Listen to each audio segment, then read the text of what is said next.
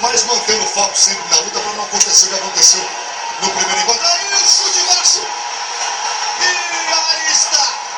Uma lesão séria aí no Anderson Silva depois do chute. O chute foi defendido com a canela. Quebrou ali o tornozelo. E quebrou ali o tornozelo o Anderson Silva. Aí sofre uma fratura depois do chute baixo. Uma infelicidade agora.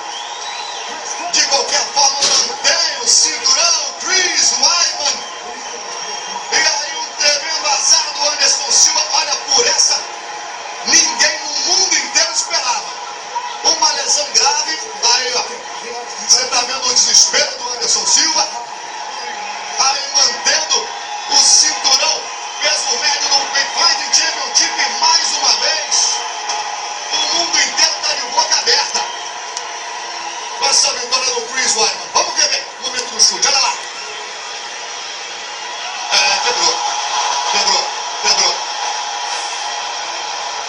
Quebrou ali, quebrou a perna. Então, imagens são fortes, são chocantes.